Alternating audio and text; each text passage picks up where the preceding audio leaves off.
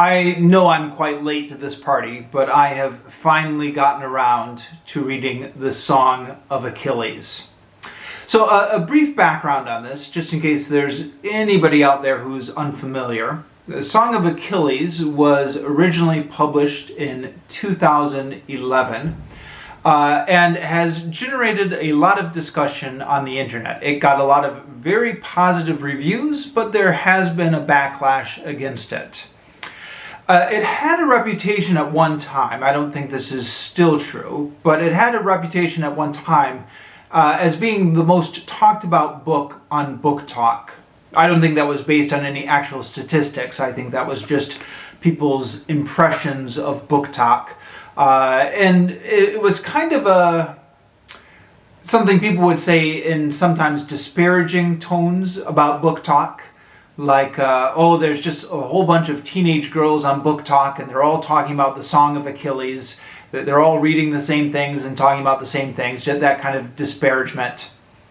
Now, I didn't hear about this book, I think, until maybe a few years ago. And then I've been meaning to read it for a little bit, but it took me a while to work my way around to it. I didn't hear about it for a couple reasons. One is I generally don't hear about most new books. My reading list is usually old classics that I've been meaning to get around to, and I just don't keep my eye on the new releases. And my standard excuse for everything I'm not aware of is I've been living abroad for the last 20 years, so I kind of miss some of that cultural buzz sometimes. But once I did finally hear about this book, I was interested in reading it because this book is based on characters from the Iliad. And the Iliad is one of my favorite books. I've read it a couple times now. Most recently I read it 2 years ago, and I talked about it on this channel at the time. Now it's faded in my memory a little bit since 2 years ago. If I had done these back-to-back 2 years ago, this would have been a bit fresher in my mind. So if I get anything wrong, somebody correct me, but I think I should still be able to talk about this relatively intelligently. Anyways, the plot of the Iliad. So let's go through this briefly. The Iliad is about the Trojan War, and it takes place during a few months in the 10th year of the Trojan War. And the plot of the Iliad is that the greatest fighter on the Greek side is Achilles. And Achilles is this huge unstoppable killing machine on the Greek side. So with him, the Greeks are destined to win the war. Without him, they're in big trouble. Now, Achilles doesn't really care about the cause of the Trojan War so much himself. He doesn't care whether Troy falls or stands, but he's out to win personal glory for himself. And it's been prophesied that if he goes and fights in the Trojan War, he will be remembered as the greatest hero, but he will die young. He will die during the war. So consequently, his all-consuming passion is just his glory, because he knows he's going to die soon, but as long as he can keep his glory, he's happy. But the Iliad opens up with Achilles' glory in trouble because he's disrespected by the chief of the Greek armies, Agamemnon, who takes one of Achilles' war prizes, the slave girl Briseis, away from Achilles in an act of revenge because of some quarrel they're having, and humiliates Achilles. Achilles is mad beyond belief and initially wants to kill Agamemnon, but is prevented from doing so by the gods. So he just withdraws his armies from the war. He's, in addition to being a warrior, he's also a prince, so he's the leader of the Myrmidon army. And his mother is a goddess, so Achilles pleads with his mother, the goddess, to get the gods to turn the war against the Greeks. So the Greeks are going to be losing the war now. Like I said, he doesn't really care about the actual war itself, he just cares about his personal glory. Now, there's a whole bunch of other stuff that happens in the Iliad as all the other heroes have adventures. But this is the conflict that opens the book. And it's also the conflict that closes the book. Because at the end of the book, the Greek forces are getting overwhelmed by the Trojans. And it looks like they're all going to be wiped out. Now, Achilles doesn't care. He's happy for them to get all wiped out because they've disrespected him. And the only thing he cares about is his glory. But his friend Patroclus cares. And so Patroclus, they can't convince Achilles to come back to the war. But Patroclus says, well, how about this? Would you at least let me wear your armor and lead your troops into battle wearing your armor? That way you don't actually have to fight, but I'll fight wearing your armor and we'll just scare the Trojans. And you'll still be keeping your vow not to engage in the battle again until Agamemnon has restored your glory. Now, Achilles is in the Iliad a little bit concerned about this, not because he's worried about Patroclus' safety, but he's worried that Patroclus is going to take some of his glory. So he says to Patroclus, okay, but don't scale the walls of Troy and don't kill Hector. Those are the things that I want for myself. That's my glory. Patroclus says okay, but once Patroclus gets out into the field of battle, the battle frenzy just takes over him. He gets carried away, and he tries to scale the walls of Troy, and he tries to fight Hector, and Hector kills him. Hector is the greatest prince on the Trojan side, the greatest warrior on the Trojan side. So Patroclus is now dead. Oh, sorry, spoilers. And once Achilles is informed of Patroclus' death, he goes mad with grief. He has this huge boiling grief, and then he re-enters the war, has massive carnage on all the Trojan warriors. He's just killing left and right, and they're pleading for mercy, and they're saying, please, Achilles, don't kill me. I'm the only son of two aged parents, or I've just gotten back from my exile, or I'm too young to die, and he doesn't listen to any of it. He's just killing left and right. The rivers are filling with blood, and then finally he kills Hector, and he's still inconsolable with grief over the death of Patroclus. Now, one thing I noticed when I was rereading this a couple years ago, I don't remember if I mentioned this in my video review or not, but I definitely mentioned it in my written review. At the time I was doing video and written reviews of all the books I read. I'll link to the written review and the video review in the description down below.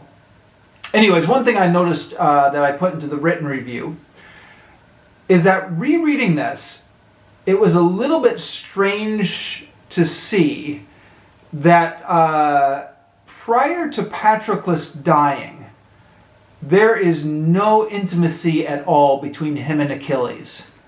So as I'm rereading this, and I know where the story is going to go, I keep expecting the author of the Iliad to show some sort of intimate scenes with Patroclus or Achilles, or to show how great Achilles loves Patroclus. But there's just nothing. They have one scene together in which they exchange no intimacies at all. When Patroclus goes out to fight in the war, Achilles is worried about his glory. He's not worried about Patroclus. And then, of course, when Patroclus dies, Achilles just loses his mind. But you're reading this book and you think, where did that come from?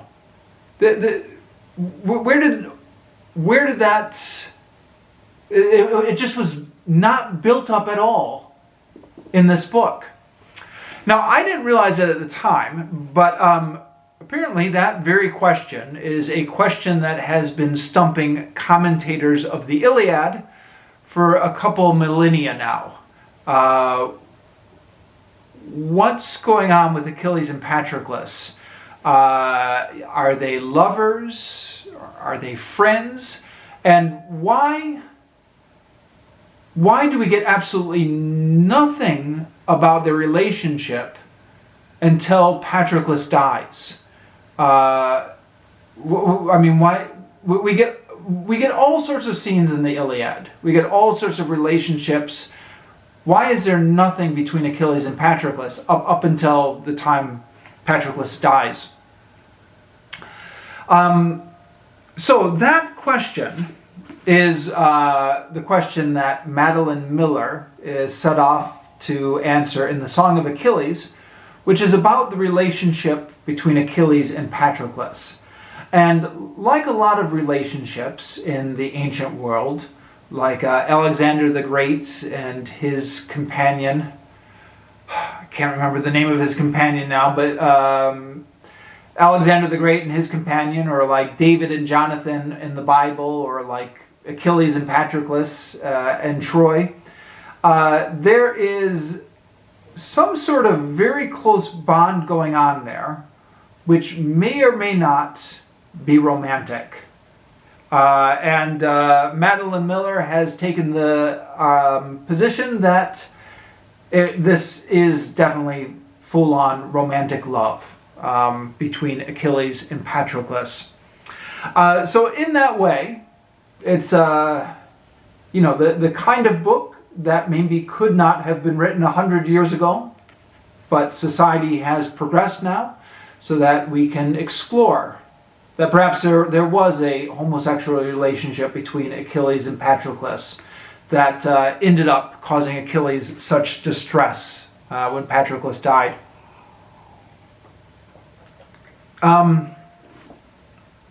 So let me back up a couple steps.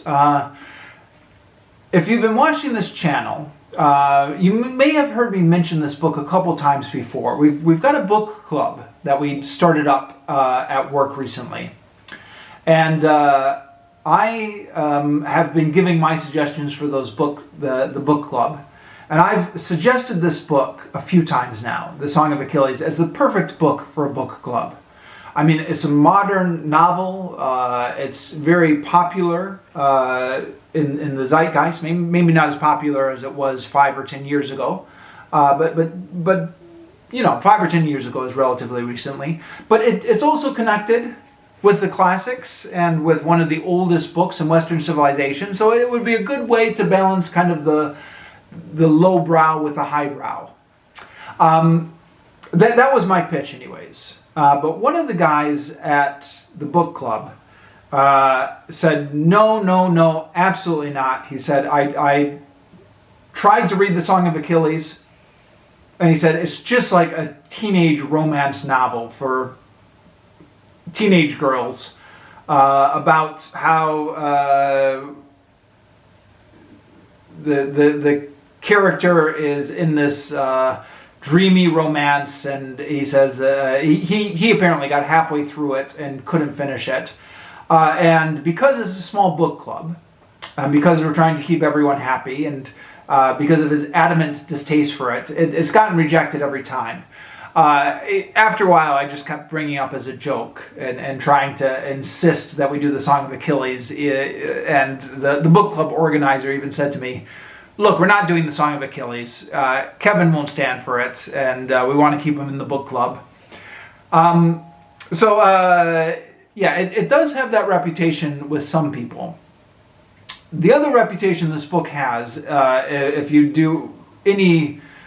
read any reviews of it at all, is for very beautiful language. It gets praised a lot for its prose style. It also has its detractors, people who are not fond of its prose style, but there are a lot of people who talk in very superlative terms about the beautiful language in this book. Now that had me a little bit worried because I've got a confession to make. I'm a non-literary reader. I'm not a literary reader. I like narrative. I like drama. I like to know what happens next. But I don't like to get hung up on the prose style. I know. I'm a Philistine. I am how God made me. That's just my weaknesses. I like narrative. I have a limited tolerance for flowery prose. Now, one thing that made me a little bit worried about this book is that it's been compared to Mary Renault. I don't know if you can see this here. Mary Renault Lives Again. Steve Donahue, in his review of this book, also compared it to Mary Renault and says that the author, Madeline Miller, clearly knows Mary Renault, chapter and verse.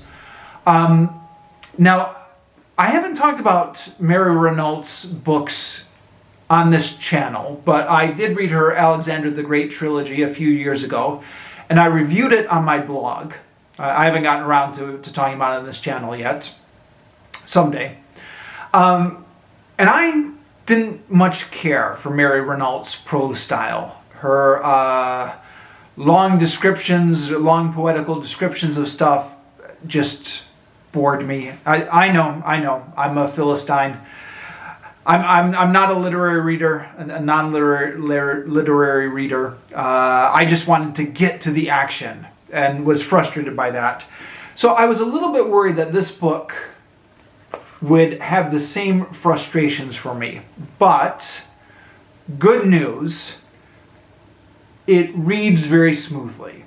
There is a lot of prose in here that you can linger over if you wish to. But it's kind of almost Hemingway-esque. I mean, it's not. It's not Hemingway's sentence style, but it's a kind of thing where the sentences are brisk and keep moving. And if you want to, you can stop and you can admire the construction of the sentences.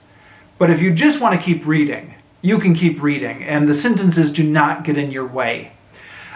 So that is praise from me. I thought, I was a little bit worried that this book would just have all these florid descriptions that I would be tripping over while I was trying to get to the story, but it reads very smoothly. So it's good for the literary reader and for the non-literary reader alike. Now, I do know that there are people out there who are critical of Madeline Miller's prose. You're not going to get a lot of prose dissection on this channel. That's not my strong point. While I'm praising things, I thought some of the characters in here were well written. So Odysseus, I think Madeline Miller's portrait of Odysseus was very well done. So Odysseus is, you know, if you read the Odyssey, he's not always a nice guy. I mean, even in the Iliad, he's clever, he's crafty, but he's not always the ideal. He's not always virtuous. And Madeline Miller handles this very well. Patroclus, who is our narrator, can see that Odysseus has a very warm and charming smile, and is very good at charming people with his words. But he's got an agenda behind everything he's doing, so you need to be careful. And the scenes with Odysseus are well done. Odysseus has a couple different scenes with Achilles and Patroclus in this novel, where Odysseus knows that they're trying to deceive Odysseus. And Odysseus is onto them. Odysseus knows what they're hiding from him. But Odysseus kind of keeps that back, and he just kind of draws out certain information from them and knows exactly when to pause, and then knows exactly which information to drop into the conversation when.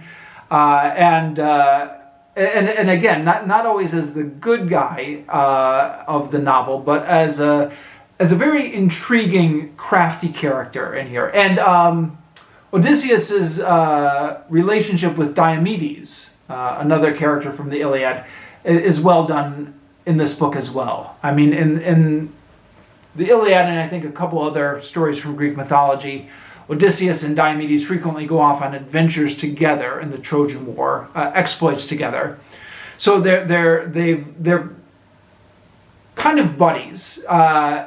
Miller does a very good job of showing that Diomedes is nowhere near as crafty as Odysseus. Diomedes is blunt, whereas Odysseus is very skilled with his words, not only his words, but his use of information, when to let information out, when to keep it in. Diomedes does not have that skill, and yet Diomedes and Odysseus are able to play off each other very well, like a bit of a comedic duel back and forth. Those scenes, I think, were very well done. Where I had issues with the book, though,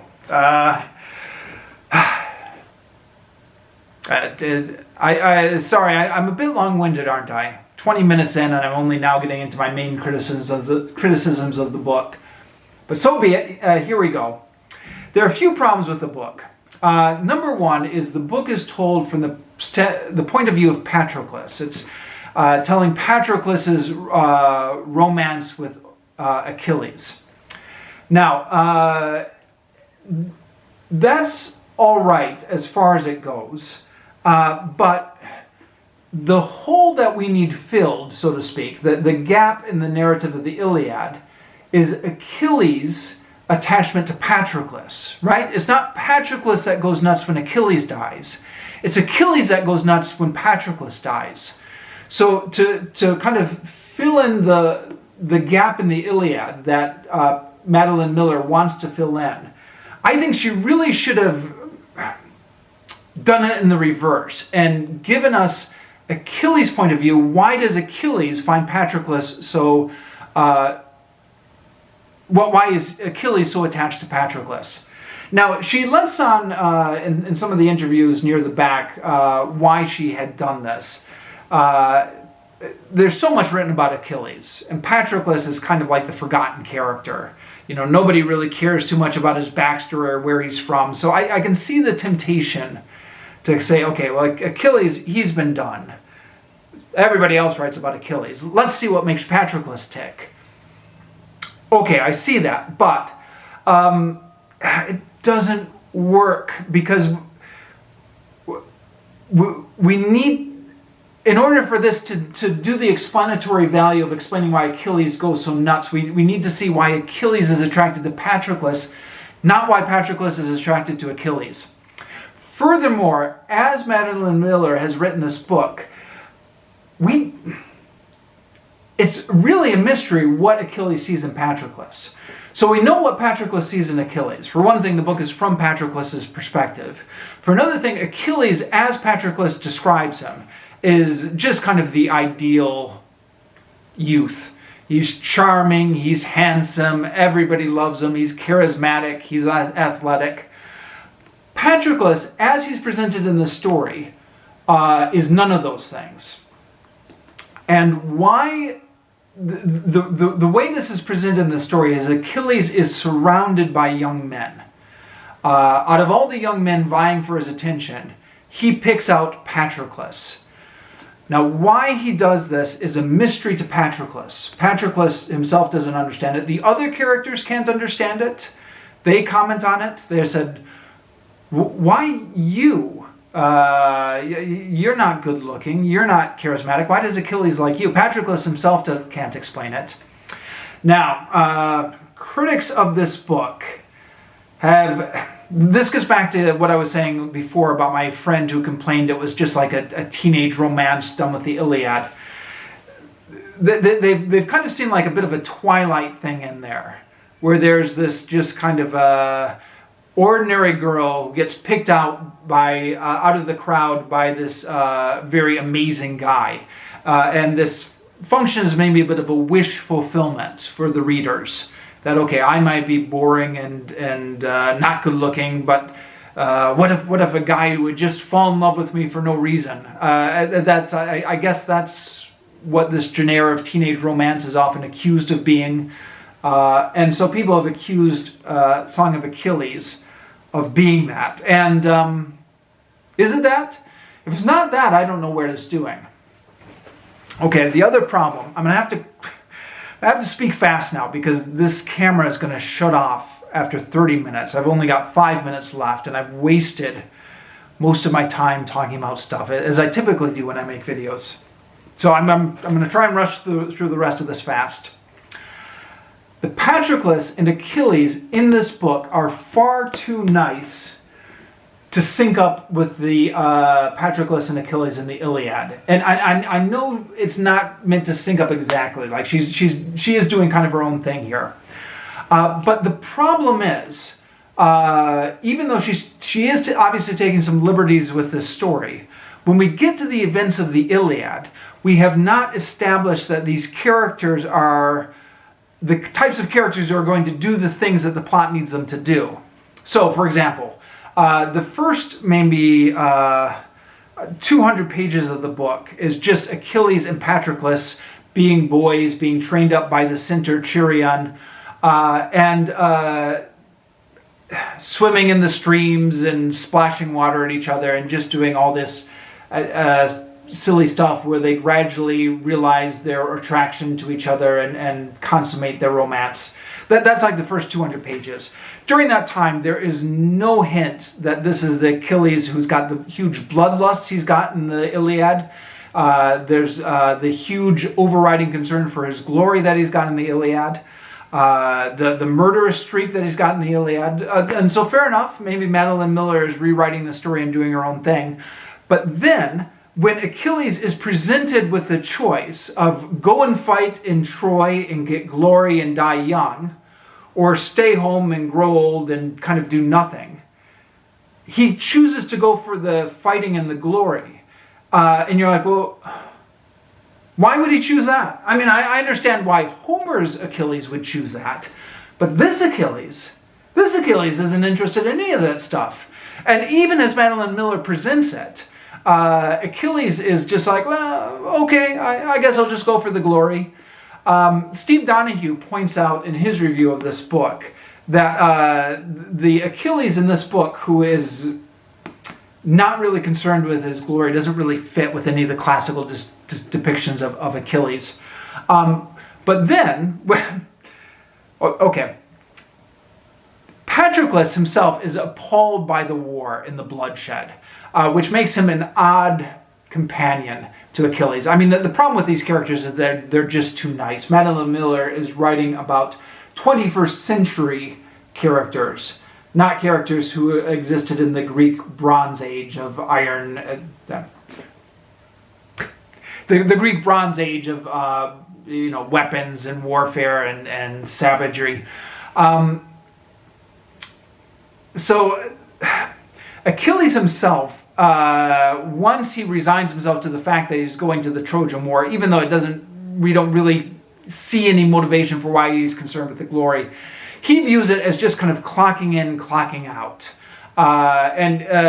His abilities as they're portrayed in this book are just kind of God-given. He didn't have to do any training to work for it.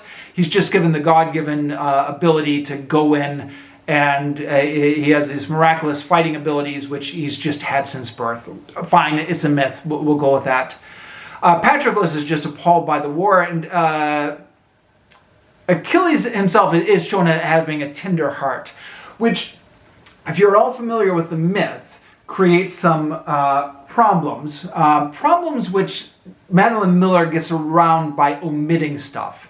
So, for example, the myth that Achilles killed the child prince of Troy, Troilus, at the beginning of the siege of Troy, something which is not in the Iliad, but which is alluded to in the Iliad. Madeline Miller just removes that. She puts it in near the back at the end of the war. So she's changing the details to meet the narrative that she wants. Is that reinterpreting the myth, or is that cheating? Then, when Patroclus goes off to fight in the war, it's just completely unbelievable that the Patroclus in this book would be overtaken by the bloodlust. I mean, the Patroclus in the Iliad, fine. But the Patroclus in this book getting carried away by the battle frenzy? This Patroclus? There's no way. This Patroclus has no interest in war, hates violence.